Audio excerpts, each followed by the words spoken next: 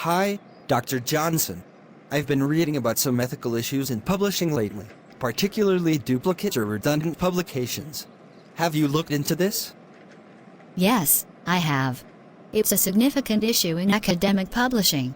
The Committee on Publication Ethics, COPE, defines redundant publication as when a published work, or substantial sections of it, is published more than once without adequate acknowledgement of the source or without proper cross-referencing. This can also mean presenting the same data in multiple publications without clear justification. That's interesting.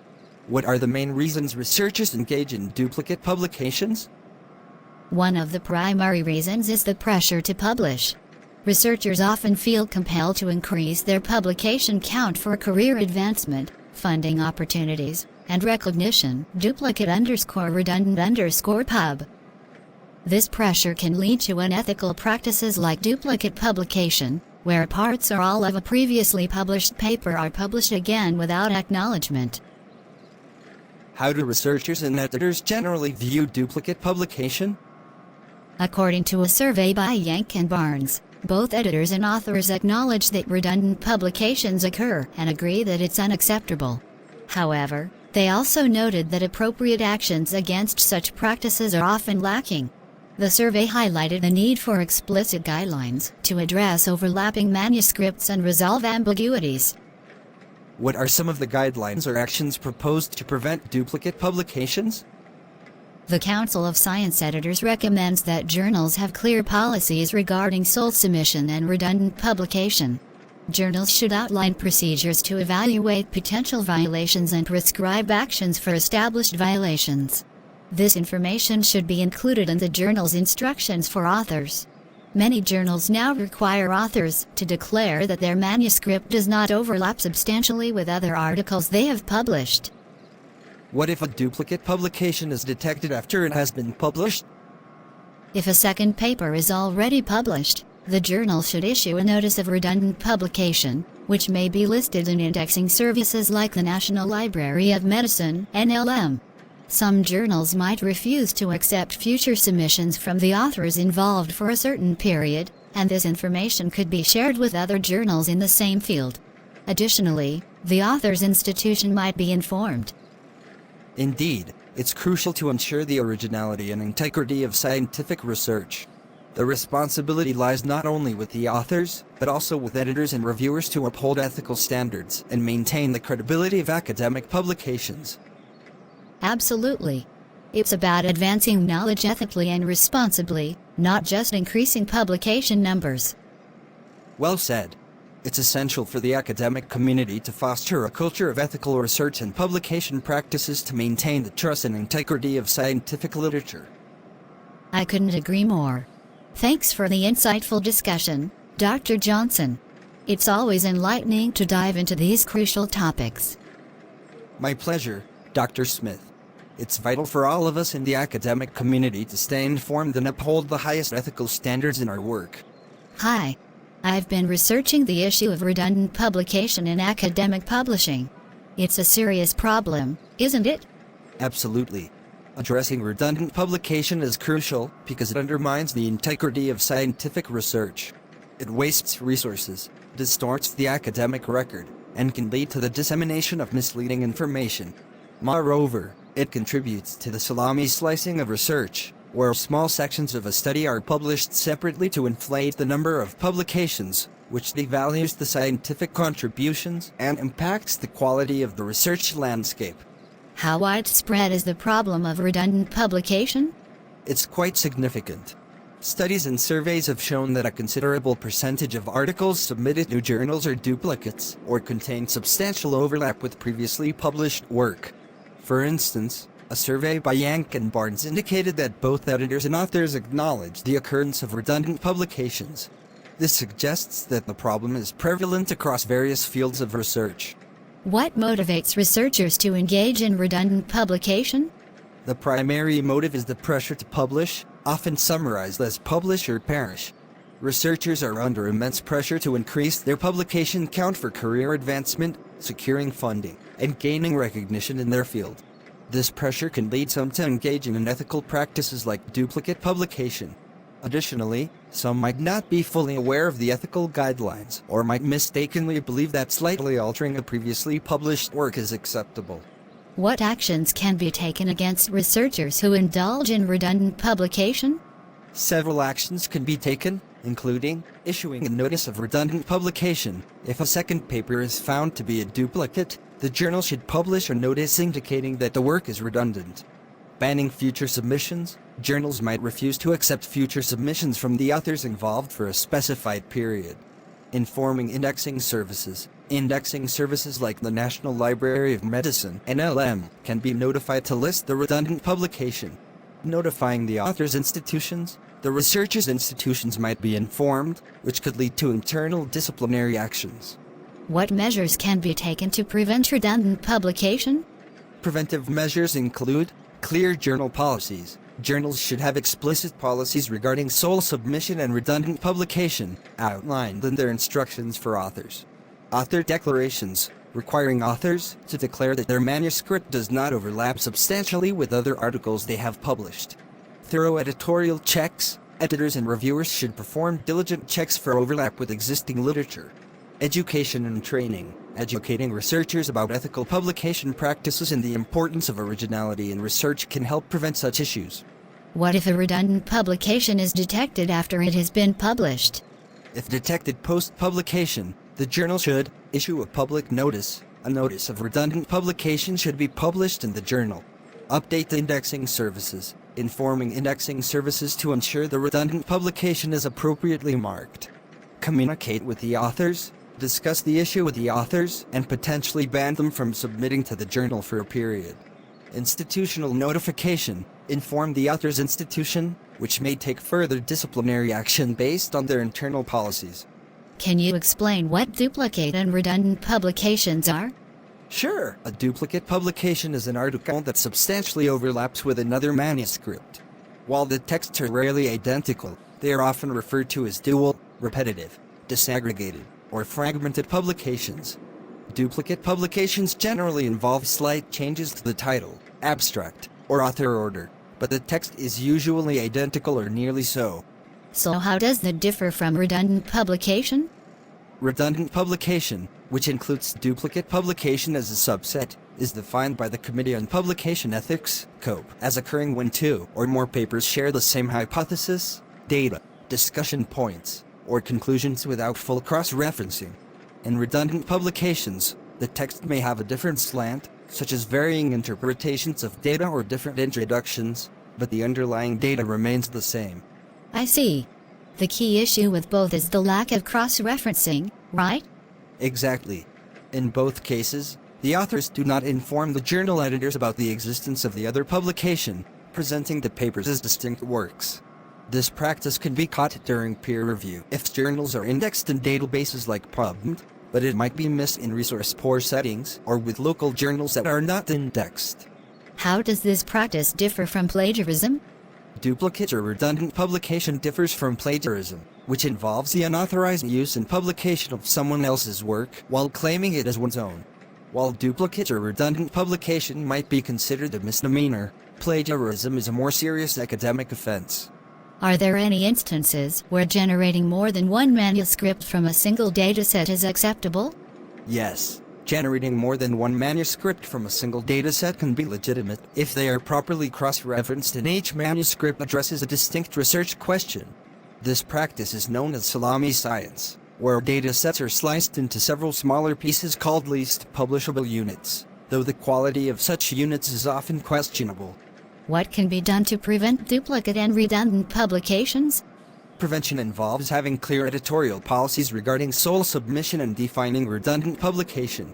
Journals should require authors to declare that their manuscript does not substantially overlap with other articles and may request copies of any overlapping articles. Additionally, ethics committees can use tools like PubMed's Related Articles section to check for duplicate publications. Now let's talk about the Apa style. So, I heard you need to prepare a detailed note on Apa style for your coursework exam.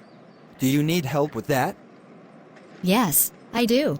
I need to cover everything about the Apa style based on the 7th edition of the Apa publication manual. Where should we start? Let's start with the introduction. The Apa style is a widely recognized format for writing academic papers, especially in the social sciences. It provides guidelines for clear and consistent presentation of written material, ensuring ideas are understandable and sources are properly credited. Got it. What are the key components of Apa style? There are several. First, let's talk about referencing. It includes in-text citations in a reference list. For in-text citations, there are two types, narrative and parenthetical. In a narrative citation, the author's name is part of the text followed by the year in parentheses. For example, Mullen, 2006, conducted research. And what about parenthetical citations? In parenthetical citations, both the author's name and the year are in parentheses. For example, the study proved a correlation, Mullen, 2006. The reference list is a detailed list of all sources cited in the paper, listed alphabetically by the surname of the first author. That makes sense. What are the formatting guidelines? The formatting guidelines include a title page, an abstract, the main body, and references. The title page includes the title of the paper, the author's name, and institutional affiliation. The abstract is a brief summary of the research, typically 150-250 words. The main body is organized with headings and subheadings. References start on a new page with the heading references in bold and centered. How do I format citations for different sources like books, journal articles, and web pages? For books, the format is authors, year, title of the book, publisher. For example, Peets, D. 2019. The Realities and Futures of Work, Oxford University Press. For journal articles, it's authors, year, title of the article, title of the journal, volume, issue, page numbers. DOI. For example, Jackson, D. Furtco, A. Ampersand Edinburgh, M. 2007. Personal Resilience as a Strategy for Surviving and Thriving in the Face of Workplace Adversity, a Literature Review. Journal of Advanced Nursing, 61, 1-9. https://doi.org/1011/j.1365-264.2007.04412.x. And for web pages? For web pages, the format is authors, year, title of the web page, site name, URL. For example, American Psychological Association, ND, Apa style. Retrieved from http://www.apastyle.org. What about direct quotations and paraphrasing? Quotations under 40 words are included in the text with double quotation marks. The citation includes the author, year, and page number. For example, Mullen, 2006, noted that statistical anomalies, p. 118, contributed. Quotations over 40 words are formatted as a block quote, indented 1.27 centimeters from the left margin, without quotation marks. Paraphrasing involves rephrasing the original text in your own words and must still be cited. What is a DOI, and why is it important?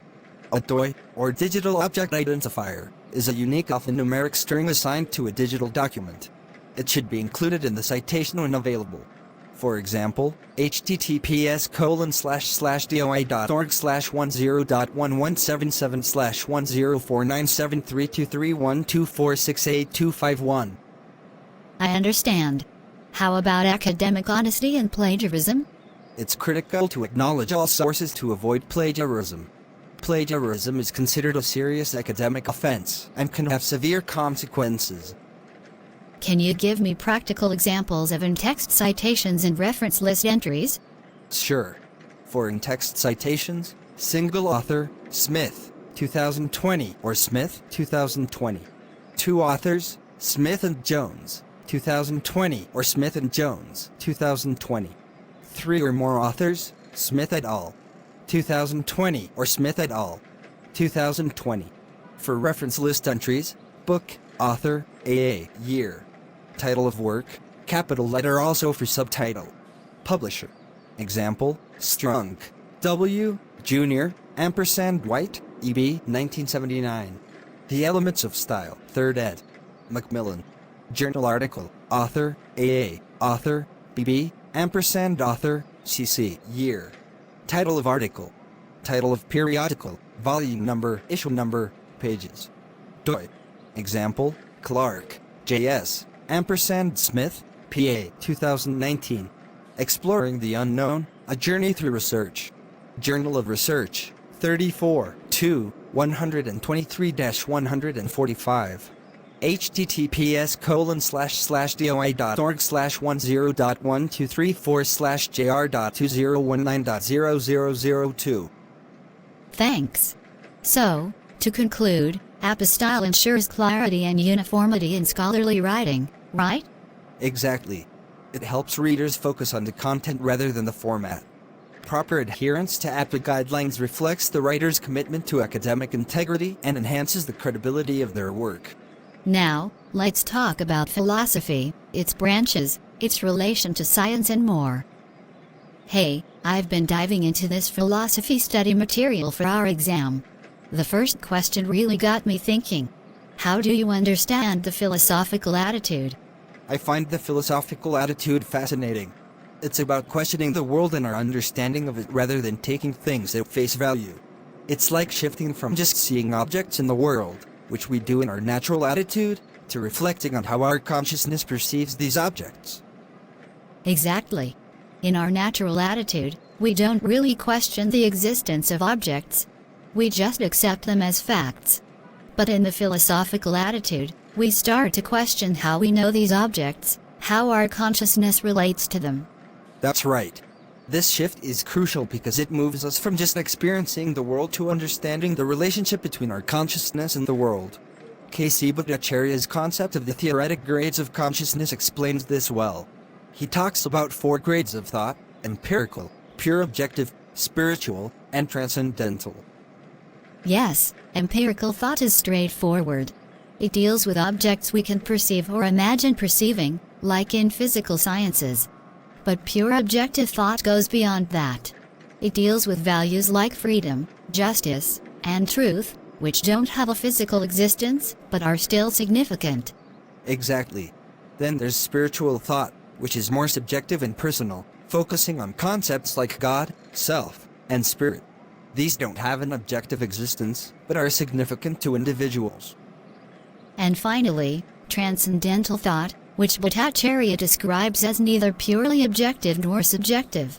It's more about a kind of consciousness that transcends both. That's a profound way to understand the depths of our thinking. It's interesting how this framework differentiates philosophy from science. Science deals mainly with empirical thoughts, focusing on observable and measurable facts. In contrast, philosophy delves into the other types of thought. True, philosophy's concern with pure objective, spiritual, and transcendental thought sets it apart. Philosophy tries to address the existential questions that matter to human beings, while science focuses on explaining the natural world. I agree.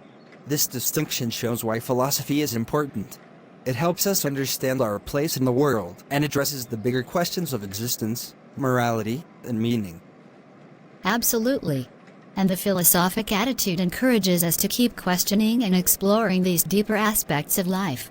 It's a continuous journey of seeking truth and understanding. It's like what the text says about philosophers being eternal travelers. They may never reach a final truth, but the journey itself is valuable.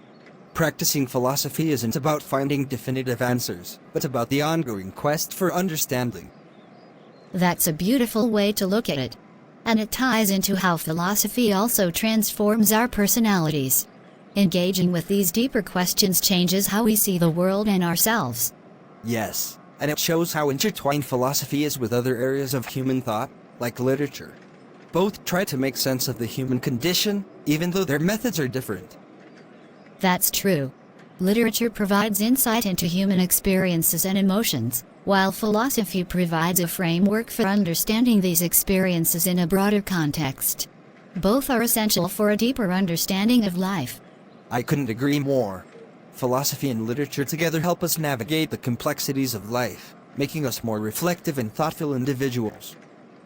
This conversation has really deepened my appreciation for the philosophic attitude and its importance. It's not just about abstract thinking, but about making sense of our lives and the world around us. Absolutely. It's intriguing how this philosophical attitude makes us rethink the fundamental nature of everything we experience. It's like a mental exercise that keeps us intellectually fit. Definitely.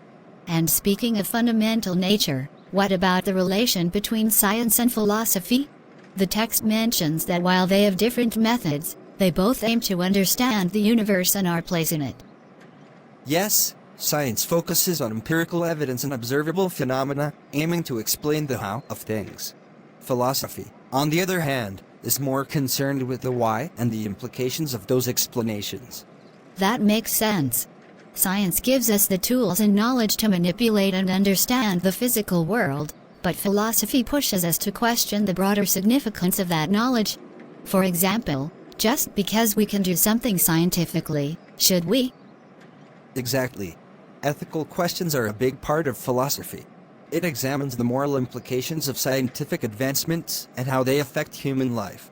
This is something science itself doesn't address. And that's why both are crucial. Philosophy can guide the ethical use of scientific discoveries. It can also offer insights into areas where science reaches its limits, like metaphysical questions about existence and consciousness. Right. But Acharya's grades of consciousness highlight this well. Empirical thought is the domain of science, but pure objective thought, spiritual thought, and transcendental thought are areas where philosophy thrives. And even within these philosophical domains, there are numerous perspectives and debates. No single definition or approach captures all of philosophy, which is what makes it so rich and diverse. That's true. It's like philosophy is a continuous dialogue across time and cultures, constantly evolving and adapting. This dialogue helps us refine our understanding of complex concepts. Speaking of complex concepts, the text also talks about how philosophy aims to end human suffering and attain happiness. This is particularly emphasized in schools of thought like Buddhism and Vedanta. Yes, that's an essential aspect of philosophy. It's not just theoretical but also practical, aiming to improve human life by addressing suffering and promoting well-being. It's fascinating how different philosophies approach this goal. Some focus on ethical living, others on understanding the nature of the self and reality. Each offers unique insights into achieving a fulfilling life. And that's why studying different philosophies is so enriching. It broadens our perspective and provides various tools to navigate life's challenges. Absolutely. The more we understand different philosophical approaches, the better equipped we are to deal with our own existential questions and challenges. This reminds me of how philosophy is also a critique of all forms of human life. It encourages critical thinking and self-reflection, pushing us to examine our beliefs and values. Yes, critical thinking is a cornerstone of philosophy. It helps us identify fallacies and contradictions in our thinking, leading to clearer and more coherent understanding. And this critical approach extends to our everyday lives, not just academic discussions. It makes us more thoughtful and deliberate in our actions and decisions. Exactly. Engaging with philosophy transforms us, making us more reflective and conscientious individuals. It's a lifelong practice that continually shapes our thinking and behavior. I feel the same way. This conversation has reinforced how valuable philosophy is in our lives. It's not just an academic subject, but a vital part of understanding and living a meaningful life. Indeed. Let's keep exploring these ideas and challenging ourselves to think deeply. Philosophy has so much to offer, and the journey, as we've discussed, is truly rewarding. Agreed. Here's to continuing our philosophical journey, questioning, reflecting, and growing together. So, let's delve into how philosophy tries to understand the universe in the context of the life world of human beings. It starts with our ordinary, everyday life, doesn't it? Yes, it does. Each of us lives in a world that is completely our own, shaped by the data files stored in our consciousness or self. This subjective experience means that we all perceive the world differently, which is a key concern for both literature and philosophy, especially in the realm of existentialism. Right. Existentialism is deeply concerned with the existential problems that we face in our everyday lives. These are the issues that matter most to human beings. And understanding the structure and nature of consciousness has been a major concern for philosophers throughout history, particularly in phenomenology and Vedanta. Exactly. Phenomenology aims to understand human consciousness and the ways we experience the world. Vedanta, on the other hand, seeks to understand the ultimate reality and the nature of the self. Both approaches strive to comprehend human life in its entirety, not just in bits and pieces, as emphasized by J. Krishnamurti. And this comprehensive understanding is what sets philosophy apart. It studies knowledge and its sources, the foundations of knowledge. This is the domain of epistemology. It also examines reason, logic, and the rules that govern logical thinking, which falls under logic. Yes, and philosophy extends to ethical and moral concerns as well, known as dharma ethics in some traditions. It analyzes major concepts like freedom, self, justice, good and bad, God, and duty. This is particularly evident in the analytic school of philosophy, which aims to clarify and scrutinize these fundamental ideas. Another important definition of philosophy is its role in helping humans end suffering and attain happiness, as seen in Buddhism and Vedanta. Philosophy is not just theoretical but practical. It aims to improve human life. Indeed. As we understand, there are different ways of doing philosophy. It's essentially a method of arriving at truth, as each of us understands it. It's a continuous activity, not just a set of theories to be memorized. Practicing philosophy is about engaging with these ideas and applying them to our lives. That's why a philosopher is often seen as an eternal traveler, always seeking but never quite reaching the final frontiers of truth. The journey itself is what's beautiful and meaningful. Along the way, philosophers may grasp some relative realities, but they keep exploring and questioning. True, and for some, philosophers might seem to complicate things that appear simple. But this complexity is because philosophers recognize that there is often a marked difference between appearance and reality. What looks simple and obvious may hide deeper, more complex issues. This leads to a special kind of reflection. Instead of focusing on external objects, philosophy redirects attention to one's own self. It tries to understand how the self perceives things, how our consciousness supplies meanings to things and words, and how it serves as the foundation of all knowledge episodes. This reflection is central to philosophy, especially in Vedanta. It's not about the things of the world themselves but about how they are presented to our consciousness. Our consciousness is both transcendent and immanent to the objects of this world. Understanding this is a core concern of philosophy. Philosophical reflection aims to reveal the true nature of things. It posits that there is a special way of knowing, a knowing that goes beyond the ordinary perception of objects.